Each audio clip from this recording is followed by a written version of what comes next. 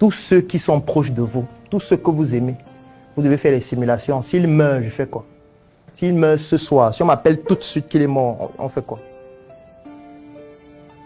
Parce que ça va forcément arriver, si ce n'est pas vous qui mourrez le premier. Donc du coup, il ne faut pas que la réaction que vous allez avoir vous surprenne.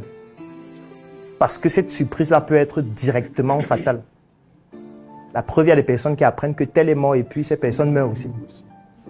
Comment tu meurs parce qu'on t'a dit que quelqu'un est mort? Ce n'est pas il y a une grosse nouvelle que quelqu'un soit mort ou que tu meurs aussi.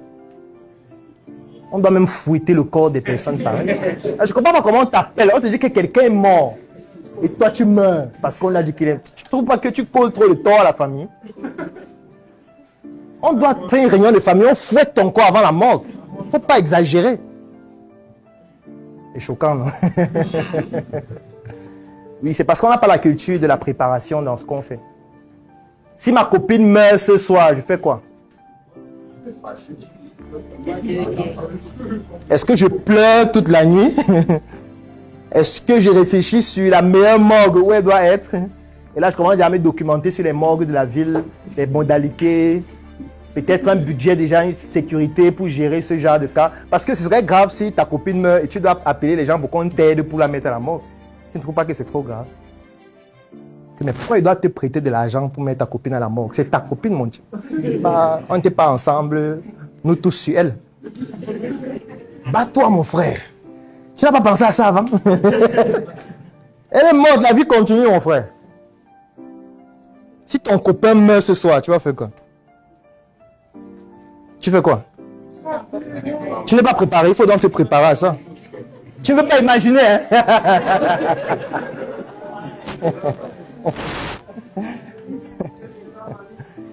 En fait, le thème que j'ai mis, c'est la réussite par les erreurs. Ça veut dire que si une erreur vous détruit, il n'y aura pas de réussite. C'est pour ça qu'il faut anticiper sur les erreurs et en faire des points d'ancrage et non des points de finalisation, de fin. Parce que l'erreur ne provient pas seulement des actions que tu poses. Hein. L'erreur peut provenir de quelqu'un d'autre. Tu peux être en train de conduire, tu respectes le code de la route, tu es prudent, le camion vient te cogner. C'est une erreur qui n'est pas due au fait que toi, tu ne te comportais pas bien, non. C'est pour ça que j'aime bien cette phrase de Malox qui dit « Ce n'est pas parce que tu ne cherches pas la femme des gens qu'on ne va pas chercher ta femme. » Ça n'a rien à voir les deux.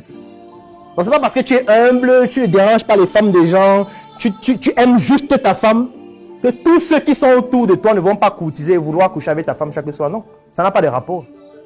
Ça va se faire. Et quand ils vont trouver une faille, ils vont le faire. Autant de fois que nécessaire. Jusqu'à te faire partir et rester avec elle. Oui, ça va se faire. Donc, c'est pour dire quoi? C'est pour dire qu'il faut absolument, lorsqu'on veut réussir, comprendre que les erreurs doivent être des points d'ancrage. Les points d'ancrage, ça veut dire quoi? Ça veut dire que si voici le chemin et que je sais qu'il y aura des erreurs, il ne faut pas que lorsque l'erreur survient, ça me détruise directement et puis je meurs. Émotionnellement, physiquement, psychologiquement, non. Ça doit être un nouveau point d'un nouveau départ en attendant la prochaine erreur. Et c'est l'ensemble de ces erreurs-là qui deviennent des points d'ancrage qui constituent dans le chemin de ma réussite. C'est pour ça qu'il faut anticiper sur les erreurs, notamment comment est-ce qu'on va réagir émotionnellement et surtout, qu'est-ce qu'on ne fait pas à la suite. Je vais prendre un autre exemple. Chez nous, la mort est quelque chose qui fait peur. Ça fait tellement peur au point où on est tétanisé à l'idée de mourir ou à l'idée de voir nos proches mourir. Et c'est devenu tellement un scandale au point où les gens ne préparent plus leur mort. Pourtant, ça devrait se faire. Tu devrais pouvoir planifier là maintenant, quand je vais mourir, qu'est-ce qui doit se passer? Il faut qu'il y ait quelqu'un qui connaisse ton code Orange Money, par exemple. Parce que ce serait con de mourir avec de l'argent bloqué à l'intérieur, avec de l'argent bloqué dans un compte que personne ne connaît. Ce serait con que tu tombes malade aujourd'hui, tu es paralysé, il faut de l'argent pour te soigner, tu as 50 millions dans ton compte, mais personne ne connaît comment y avoir accès. Et du coup, tu meurs parce que tu n'as pas anticipé.